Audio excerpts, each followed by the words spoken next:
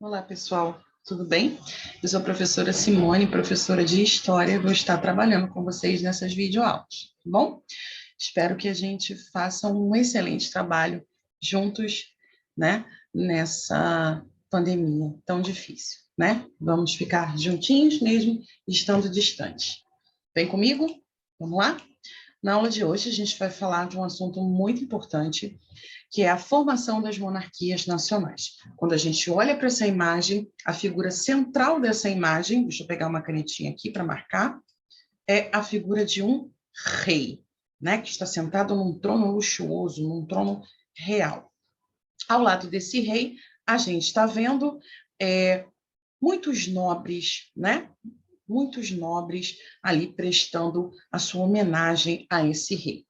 Dessa imagem aqui, a gente vai ficar como principal na nossa mente para começar a nossa aula. A figura real, a figura do rei, e, deixa eu marcar aqui, a palavra monarquia. Deixa eu pegar a canetinha. Peguei. A palavra monarquia. E também a palavra nacionais. Tá bom? Você vai entender já já por quê. Vem comigo. Tem um efeitozinho aqui para dar um tchan na aula. Vamos lá. Quando falamos em monarquia, o que vocês pensam, hein? E aí, sétimo ano, beleza?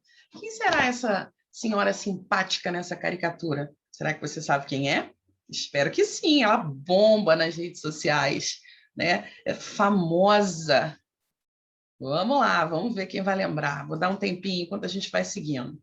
O que vem na sua cabeça quando a gente fala monarquia? Aposto que você pensou reis, rainhas, espada, cetro, trono, poder, estado, luxo, isso tudo mesmo. Olha aqui, ó. Nessa imagem aqui a gente tem a coroa real, a espada real, o cetro. Do lado de cá nós temos a mais famosa rainha do momento, que bomba, virou até meme, né? Devido à sua longevidade, a rainha Elizabeth II do Reino Unido. Olha aqui, ó.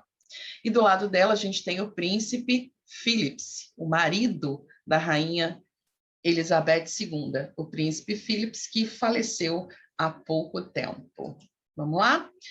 Bom, você sabe o que é monarquia? Deixa eu pegar uma canetinha aqui para marcar para você. O que é mais importante você saber? Vamos mudar a cor? Você saber o que é monarquia. Olha aqui, ó. Monarquia é o governo de um único rei. Isso aí, um único rei. Existem muitos tipos de monarquia, tá, pessoal? Mas a monarquia que a gente vai estar estudando aqui, dos séculos que começam a se formar no século XIV, né? Com exceção de Portugal, que foi a primeira que se formou lá no século XII, a gente vai estar vendo isso direitinho ao longo da aula, são monarquias absolutas, monarquias centralizadoras, onde o rei não só reina, mas ele também governa, tá bom? Vamos lá? Vamos seguir? Eu preciso apagar aqui. Vamos voltar. Só um minutinho, pessoal, para a gente seguir com tudo certinho. Vamos lá. Então, vamos começar a estudar sobre o surgimento dessas monarquias. Fica ligado. Quando a gente fala de surgir, é nascer, é origem. A gente tem, nessa formação das monarquias nacionais, a origem de muitos países europeus que nós conhecemos hoje, né? Olha aqui, ó, vou pegar uma canetinha aqui. Vamos lá. Ó. Portugal, Espanha, Inglaterra e França são os países que formaram as suas delimitações territoriais, se entenderam, se formaram como país, o país que nós conhecemos hoje, a partir desse contexto histórico que a gente está estudando, dessa formação das monarquias nacionais que tem início lá no século XII para Portugal e para os demais no século XIV. Mas antes de falar propriamente do contexto da formação dessas monarquias, a gente tem que pensar um pouquinho em como que estava a vida nessa Europa, nessas terras, né? de Europa que a gente conhece hoje, nesses países que a gente conhece hoje. Lá no século XIV, a gente vai voltar, século XIII e XIV. No século XIII e XIV, a gente tem uma Europa feudal. Vocês já estudaram feudalismo, né? O feudalismo, no feudalismo, a gente tem um poder político, a gente não tem um rei que comanda tudo, a gente tem um poder descentralizado, um monte de senhores feudais, várias terras, algumas delas até com rei, né? Reis que tinham até mais de um feudo, mas eles possuíam poder porque eram figuras divinas, de poder divino, mas, de fato, eles não governavam. Cada senhor feudal era o governante das suas terras. O poder político era descentralizado. Olha aqui, ó. Eu coloquei aqui para vocês. Ó, politicamente descentralizado os feudos. Durante o feudalismo, a gente tem fragmentação do poder político. Tá bom? Bom, essa é a primeira informação. Então, o poder no século XIII, XIV, descentralizado. Isso gera algumas necessidades e causa alguns problemas. Vamos ver? Vamos seguir. Bom, quais são os problemas que isso causa? Gera obstáculos. Gera obstáculos para quê? Para a expansão do comércio, para multiplicar os impostos, para criar uma moeda única, né? Porque existem muitas moedas diferentes, moedas naquele contexto vamos entender como um produto importante, uma mercadoria importante, tão importante para a maioria dos feudos que se tornava uma moeda, né? Havia uma diversidade muito grande de moedas, diversidade de leis, uma falta de segurança total, isso tudo era ruim para o comércio, impedia o desenvolvimento do comércio. Então, a gente tem uma classe aqui nesse contexto, que é a classe comerciante, a gente está vendo aí nessa imagem, tá? Que participava das grandes feiras medievais, né? Que via no feudalismo, nessa descentralização total que existia no feudalismo, um obstáculo para o seu crescimento, tá? E a gente vai ter um problemão. No século XIV vai se instaurar uma das maiores pandemias da história. A gente está vivendo um momento de pandemia triste, mas lá atrás, né, as pessoas já viveram isso. No século XIV, a gente tem a pandemia da peste negra, a peste bubônica, né? Você está vendo aí na imagem, essa imagem é bem impactante, a gente tem aí essa doença que causava úlceras, como se fossem úlceras na pele, né? E causava muito sofrimento, muita dor. A medicina não era avançada, era precária, e muita gente morreu. 1/3 da população morreu. Né? Foi uma grande dizimação. E com muita gente morrendo, com pandemia, vem crise, né, gente? A gente está vivendo um contexto desse, a gente sabe, né? Crise, aumento da pobreza, fome, falta de mão de obra, né? Falta de emprego, enfim. Tudo isso, lá no século XIV, essas regiões europeias, essa população europeia viveu, né? Viveu essa pandemia, viveu fome, viveu queda da produção. Pensa comigo, quem é que trabalhava? Os servos nos feudos. Esses servos eram os menos privilegiados. Então, vamos dizer assim, essa doença atingia todos os grupos dessa sociedade, mas principalmente a camada mais pobre. Né? Ela está ligada à questão da falta de higiene. Se eu não me engano, essa doença ela era transmitida pela picada da pulga do rato. Tá? Do rato. Imagina como devia existir rato nesse contexto, porque eles não tinham essa noção de higiene que nós temos hoje. Né? Não existia isso no pensamento deles. Tá? Então, a falta de higiene também era preocupante para a proliferação da doença, da pandemia, né? Por isso, talvez ela seja uma das maiores da história, né? A que a gente está vivendo é muito grande, mas a gente tem noção de higiene, olha, o álcool gel, né? Lavar as mãos, enfim, naquele contexto, nada disso, né, gente? Então, a dizimação da população foi muito grande, e aí falta servo para trabalhar, a produção agrícola cai, né? Aumenta a fome, porque a produção cai, aumenta a fome, aumenta a miséria, a pobreza, e daí os feudos, os reinos começam a brigar entre eles, e aí a gente vai ter um contexto de guerras surgiam. Qual era a solução? Qual foi a solução encontrada para o contexto da crise do século XIV? A centralização do poder nas mãos de uma pessoa, em torno da figura do rei. Até né, o slide brinca aí com a carta de baralho, o rei, e o rei realmente era uma figura respeitada pela população, tinha toda uma simbologia já muito antiga, passada ao longo dos anos, dos séculos, de que o rei tinha um poder divino, ele era uma figura que deveria ser respeitada. Então, já existia o rei, mas ele não governava de fato. E esse rei estava muito interessado, mega interessado em possuir poder de fato. Então, a gente vai ver que existiam grupos dessa sociedade, excetuando os servos, né, e os artesãos, mas grupos de pessoas dentro dessa sociedade, dessas localidades, que tinham interesse em manter os seus privilégios, em obter poder de fato, né, em ter mais poder, em manter o poder que já tinha, enriquecer ainda mais, poder expandir as suas atividades econômicas. Então, havia todo um grupo que, vamos dizer assim, se juntou para implantar essa centralização do poder. Olha aí, ó. Primeiro grupo de interessados, os reis que existiam, né? Os reis queriam acabar com a fragmentação política, né? Diminuir o poder dos senhores feudais e aumentar o dele, né? Ele já era um senhor feudal, então ele queria ter mais poder, queria ter poder de fato, porque ele existia, mas ele não tinha poder de fato sobre todo o território. A nobreza queria manter os seus privilégios, né? Aí, ó, né? Não pagava impostos, por exemplo, queria manter isso.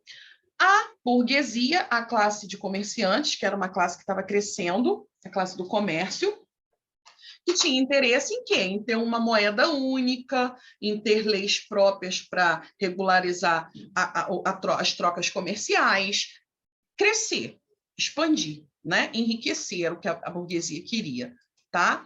E a figura do rei iria facilitar isso. E essas monarquias se formaram, e se formaram de formas diferentes nesses 4 países que a gente vai estudar. A gente vai ver mais à frente devagar. Aqui eu coloquei para vocês as principais características desse governo desses reis, que se formaram a partir do século XIV, principalmente. Então, a gente tem um poder monárquico absoluto, ou seja, poder total nas mãos do rei, tá? Tem até uma frase famosa do rei Luís XIV, da França, que ele dizia: o Estado sou eu, ou seja, ele é a personificação do poder, né? Esse rei, como eu disse para vocês, havia um imaginário de que esse rei ele era divino, Deus havia dado esse poder a ele, portanto, ele deveria ser respeitado, e de fato isso existia no imaginário das pessoas, e por isso foi vamos dizer assim, fácil, entre aspas, de espalhar essa ideia, tá? Expandir, na verdade, ainda mais essa ideia, explorar essa ideia, melhor dizendo. O mercantilismo, o Estado, o rei interferia em tudo, a religião dele era a religião de todo mundo, ele decidia o que queria se comprar, o que queria vender, as riquezas maiores, elas eram pagas em forma de imposto para esse rei, né, para esse Estado absoluto. Quem pagava imposto? Burguesia e camponeses, tá? Nobres, clero, que era a igreja, né? Não, tá? Só camponeses e burgueses. Então, a gente tem aí o mercantilismo, que seria nada mais nada menos do que a interferência do rei na economia. É ele quem dita as regras da economia. O Estado Nacional, uma moeda nacional, um Estado não, gente, um Exército Nacional, tá? Um Exército Nacional, uma estrutura militar para defender, uma delimitação territorial, tá? Onde começa e onde termina esse reino, tá? E uma unificação da cobrança de impostos, uma organização, né? Taxativa de impostos, de legislação, leis próprias, unificadas, tá bom? Essas são as características dessas monarquias. Aqui, ó, todo mundo em volta do rei. tá? Agora, rapidamente, como é que esses reinos se formaram? Portugal é o pioneiro, é o primeiro. Eu botei algumas informações aqui para vocês, mas com a canetinha eu vou mostrar para vocês o que é mais importante. Saber que Portugal veio da junção de 4 reinos, Leão, Castela, Navarra e Aragão, que lutaram contra os mouros, muçulmanos que estavam perdidos na Europa naquele contexto, tá? Eles se uniram em prol da expulsão desses mouros, da formação de um reino único, tá? Portugal, o que você tem que saber? 4 reinos que se juntaram e Portugal foi o primeiro a formar esse Estado nacional e a primeira dinastia, família de rei, né? O pai que passa para o filho mais velho e assim vai, poder hereditário. A primeira dinastia real aí, a dinastia de Avís, a dinastia de Portugal, e nasce em Portugal, o país que a gente conhece hoje, tá? Espera aí, deixa eu apagar isso aqui para você, para a gente continuar. Vamos lá. Fechou aqui? Foi. Aqui eu coloquei para vocês como é que era antes. Aqui, ó, os reinos em separado, tá? E aqui é onde, você vê aqui, é onde tinham os muçulmanos, os mouros. Juntos, eles, ó, adentraram o território, tá vendo? Vieram para cá, aumentaram. Olha como era antes, olha como ficou depois, tá? E a gente tem a formação de Portugal. Espanha. Espanha, no século XV, também a junção desses 4 reinos, Portugal e Espanha, Península Ibérica, né? Próximos. E só que aqui, na história da Espanha, a gente tem um casamento, a gente tem uma aliança política que é feita entre Fernando de Aragão e Isabel de Castela, dando origem à Espanha. A Espanha também lutou, esses reinos, né, que se uniram, lutaram também contra os mouros que estavam ocupando ali a Península Ibérica, que é Portugal e Espanha. Na sequência, aqui eu coloquei para vocês, o Portugal já formado, e aqui é onde formou a Espanha. E aqui, a Inglaterra e a França. A história da Inglaterra e da França, como Estado Nacional, surgem no século XV e vem de uma grande guerra entre esses dois reinos, Portugal, desculpa, gente, Espanha, meu Deus, desculpa, vamos lá, com calma, pira não, professora, vamos lá, entre Inglaterra e França. Então, a história da formação da monarquia inglesa e francesa no século XV se dá através de uma guerra, a guerra famosa, a Guerra dos 100 Anos, que durou até mais de 100 anos, né? E esses dois países, a partir dessa guerra, tá? Foram acumulando territórios, delimitando seus territórios, unificando o seu poder, tá bom? Curiosidades, a gente tem aqui a grande curiosidade da Guerra dos 100 Anos, que é a participação da Joana d'Arc, uma mulher que se infiltrou no exército francês, né? Dizem que ela tinha sonhos, né, que ela era muito religiosa e Deus mandou ela entrar no exército e ela foi, né? E ela foi capturada por ingleses, foi condenada nos tribunais da Inquisição, da igreja, porque o comportamento dela, né, gente, não é de uma mulher daquele contexto, e ela fugiu aos padrões e foi considerada bruxa e foi queimada viva, tá? Em ambiente público, tá? Bom, a sociedade, já falei para vocês como é que era dentro desses estados nacionais, clero e nobreza privilegiados, do outro lado, burguesia e povo pagadores de impostos. O rei que interferia na economia, né? O principal objetivo é acumular ouro e prata, o comércio, alcançar novos territórios, e fim, né? Bom, olha só, pensa comigo. Território unificadinho, pronto, lei uma só, governante um só, eles estão prontos para quê? Monarquias formadas, vamos em busca de riqueza, de novas terras. Vai ter início as grandes navegações ou a expansão marítima e comercial europeia. Tudo pronto para o comércio expandir para o mundo. Tá bem? Bom, mas isso é assunto para as próximas aulas. Fim. Ao rei tristinho. Será? Só que não. Por quê? Realizem os exercícios. Um beijo para vocês. Até a nossa próxima aula. Se cuidem.